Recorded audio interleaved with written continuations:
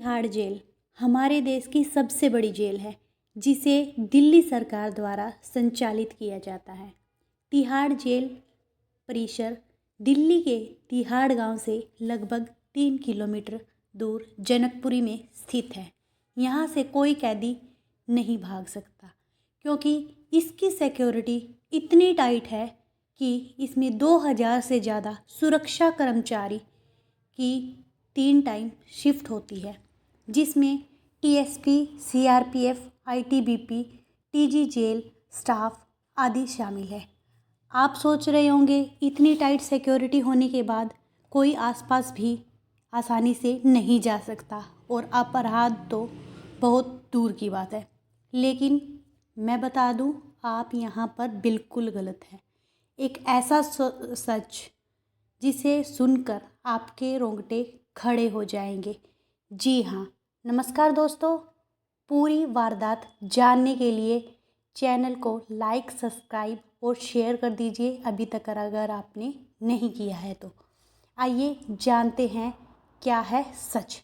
बिहार से दिल्ली काम की तलाश में आया व्यक्ति, जो न सिर्फ हत्या में करता था, वो देता था पुलिस को सिर कटी लाशों का तोहफा। जी हाँ, तिहाड़ जेल के गेट नंबर 3 के बाहर सिर काटकर रख दिया जाता था और इसको किलर कहा जाता था। जानिए पूरा सच। कौन था, ऐसा क्यों करता था, पुलिस को धमकी क्यों देता था और ऐसा करने के पीछे उसका मकसद क्या था। 20 अक्टूबर 2006 पश्चिम दिल्ली के हरिनगर पुलिस थाने में सवेरे फ़ोन की घंटी बजती है। फ़ोन करने वाले ने बताया उसने तिहाड़ जेल के गेट नंबर 3 के ठीक बाहर एक लाश रखी है। जब पुलिसकर्मी बाहर पहुँचे तो पता चला ये कोई मजाक नहीं था। तिहाड़ जेल के गेट नंबर 3 के बाहर एक प्लास्टिक की टोकरी मिली, जिसमें सिर कटी हुई लाश रखी हुई थी और साथ में एक चिट्ठी भी थी, जिसमें लिखा था, हिम्मत है तो पकड़ कर दिखाओ। लेकिन बिना सर के कोई पुख्ता सबूत हाथ नहीं लग पाया था। पुलिस ने अपनी पूरी कोशिशें इस किस्से को सुलझाने के लिए लगा दी, लेकिन सिर कटा होने की वजह से ना तो हत्यारे का पता चल पाया और ना ही जिसका शव था उस मृतक का, क्योंकि कोई भी आइडेंटिटी या सबूत पुलिस के हाथ नहीं लगे। इतना ही नहीं, अप्रैल 2007 ठीक उसी जगह गेट नंबर 3 के पास फिर से एक लाश रख दी गई। हाथ पैर गायब, सिर गायब। बाद में मामले से पता चला वह तो शरीर को, बाकी हिस्से को यमुना नदी में फेंकता था। पहली बार पुलिस हाथ पैर मारकर थक गई थी, लेकिन जब ऐसा फिर से हुआ तो इसने पूरे देश में दहशत फैला दी। पुलिस पर मामले को सुलझाने का प्रेशर बढ़ गया। पूरा देश अपने होश हवास खो बैठा। इतना तो सबको समझ आ गया था, ये कोई आम अपराधी नहीं है, ये कोई साइको या सीरियल किलर है। लेकिन साथ में चिट्ठी देकर पुलिस इतना तो समझ गई थी कि जिसमें लिखा मिलता था, हिम्मत है तो पकड़ के दिखाओ, कि इसकी पुलिस से कुछ ना कुछ दुश्मनी जरूर है। चिट्ठी में लिखा था, मुझे बिना अपराध भी सज़ा मिली है, मुझे पकड़े जाने से डर नहीं लगता। पुलिस ने इन्वेस्टिगेशंस की, उसमें 4 अपराधियों को सस्पेक्टेड रखा। जब आखिरी बार गेट नंबर 3 पर रखी हुई लाश मिली, ये उस टाइम का तीसरी वारदात थी जब किलर ने सेम उसी तरह सिर काटकर तिहाड़ जेल के बाहर लाश को प्लास्टिक के पैकेट में बंद करके रख दिया गया। सीरियल ने पुलिस को उकसाने के लिए डायरेक्ट कॉल कर दी। यही उसकी सबसे बड़ी गलती थी। जब कॉल ट्रेस हुई, जांच हुई, तो पता चला ये कॉल उन 4 सस्पेक्टेड किलर्स में से है। पुलिस का शक चंद्रकांत पर सबसे ज़्यादा था। बातों ही बातों में पुलिस के पास कोई सबूत तो नहीं था, लेकिन पुलिस ने मामले की तह तक जाने के लिए किलर्स से ज़्यादा लंबे तक बात की, जो भी एक इन्वेस्टिगेशंस का पार्ट था। ऐसा बताया गया है, पुलिस ने लंबे समय तक बात करते करते कुछ ऐसा सबूत मिला जिससे पता चला कि ऐसा व्यक्ति है कौन। इसमें हत्यारे ने कुछ ऐसा बोल दिया जो उसे नहीं बोलना चाहिए था। यही उसकी सबसे बड़ी गलती थी। उसने बताया कि वो परिवार पश्चिम बिहार में रेहड़ी लगाता है। पुलिस ने उसे उसी जगह पहुंचकर मौके पे पकड़ा।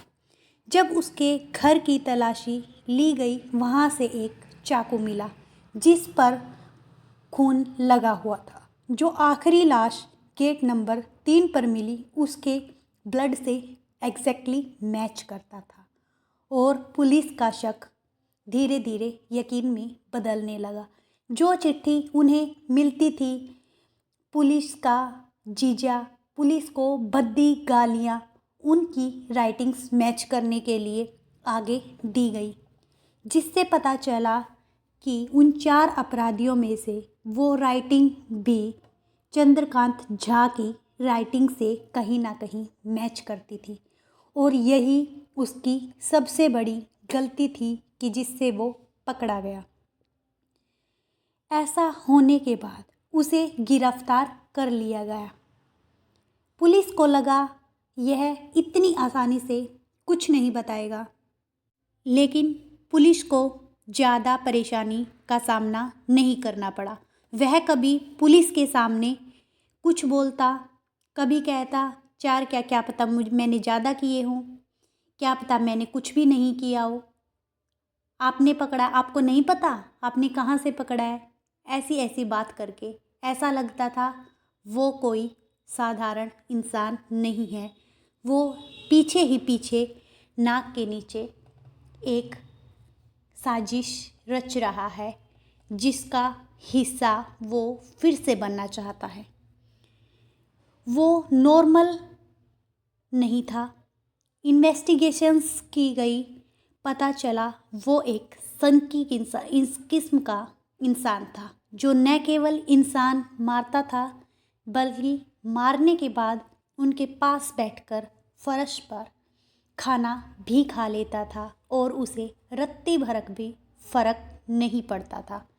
मामले की जांच से पता चलता है चंद्रकांत झा, जब उसको गिरफ्तार कर लिया गया, उसको कोर्ट में पेश किया गया, तो पता चला वो जितना साधारण काम और कंपोज्ड दिखता है वैसा नहीं है। क्योंकि इन्वेस्टिगेशन के दौरान वो पुलिस कर्मचारियों को कुछ बोलता और जज के सामने कुछ बोलता। वो जज को कुछ और बताता, क्योंकि उसको पता था पुलिस उसका कुछ नहीं कर सकती।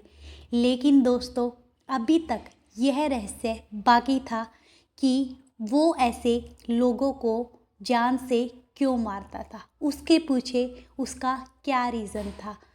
क्या वो किसी अननोन लोगों को मारता था? जी नहीं, वो अपने ही करीबी, अपने ही आस पड़ोस के, अपने ही सहयोगियों साथियों को जान से मार देता था। लेकिन पुलिस ने मामले की जांच बहुत ही अच्छे से की और बाद में सामने आया कि चंद्रकांत झा एक मध्यवर्गीय परिवार से बिलोंग करता था, जिसकी माँ एक स्कूल टीचर थी और पिता इरिगेशन डिपार्टमेंट में काम करते थे। चौंका देने वाला सच यह है कि उसके 2 बड़े भाई पुलिस ऑफिसर थे और बचपन से ही माँ बाप का स्नेह न मिलने के कारण वो ऐसा हो गया था। वो पढ़ाई में भी ज़्यादा अच्छा नहीं था, जिस वजह से उसने अपनी पढ़ाई को जारी नहीं किया। कुछ समय बाद उसकी शादी हो गई और अपने परिवार का निर्वाह करने के लिए वह बिहार से दिल्ली काम की तलाश में निकल पड़ा। कुछ वहाँ पे ऐसा इंसिडेंस होता है कि वो धीरे धीरे एक सीरियल किलर बन जाता है, क्योंकि स्टार्टिंग से उसको माँ बाप का प्यार नहीं मिला और ऐसा था कि वह गलत चीज़ें बर्दाश्त बिल्कुल भी नहीं कर पाता था, क्योंकि जिन चीज़ों को हम नॉर्मली इग्नोर कर देते हैं वो उन छोटी छोटी बातों पर भी लोगों को मार देता था। जानिए कैसे। जो छोटी सी बात उसके अकॉर्डिंग नहीं होती थी तो वो बहुत गुस्सा हो जाता था, और जिन लोगों को उसने मारा वो उसके या तो पड़ोसी थे या दोस्त थे या साथ में काम करने वाले थे। जब उसने इस अपराधी दौर में पैर रखा तो पता चलता है कि वह दिल्ली पश्चिम विहार में जब सब्जी की रेहड़ी लगाता था तो उसका मालिक उसे बहुत ज़्यादा पैसा वसूल करता था। एक दिन ऐसे ही बातचीत में बहस हुई, बहस गुस्से में बदल गई और बहुत ज़्यादा बात आगे बढ़ गई। बात इतनी आगे बढ़ गई कि चंद्रकांत झा ने उसका एक हाथ काट दिया। उसके मालिक ने मामला पुलिस में दर्ज कराया, जहां से चंद्रकांत झा को गिरफ्तार कर लिया गया। ऐसा माना जाता है कि चंद्रकांत झा जिस जेल में बंद था वहाँ के additional deputy commissioner Manish Agrawal और हवलदार बलबीर सिंह ने उसके साथ अच्छा व्यवहार नहीं किया। उसको सभी लोगों के सामने कपड़े उतारने के लिए भी बोल दिया जाता था। उसे इतना ह्यूमिलिएट कर दिया था कि उसको ये था कि मुझे अब इनसे भी बदला चाहिए। जब कुछ समय के बाद इस काम की सज़ा पाने के बाद उसे रिहा कर दिया गया। जब वह वहाँ से बाहर निकला तो उसने पुलिस को परेशान करने के लिए जिनको मारता था उनके शव को तिहाड़ जेल के गेट नंबर 3 के पास रख दिया ताकि वो पुलिस वालों से बदला ले सके और उन्हें परेशान कर सके। जब उसे गिरफ्तार किया गया उसने अपने सीरियल किलर बनने पर 2 लोगों को ब्लेम किया। एक थे additional deputy commissioner Manish Agrawal, दूसरे थे हवलदार बलबीर सिंह। उन्हीं से बदला लेने के लिए उसने बाहर शव वगैरह रखने शुरू कर दिए और कहा, हिम्मत है तो पकड़ के दिखाओ, मुझे डर नहीं लगता क्योंकि मैंने उस जुल्म की सज़ा भी काटी है जो मैंने नहीं किया था। अब मुझे जुल्म की सज़ा मिल भी जाए तो मुझे कोई फ़र्क नहीं पड़ता।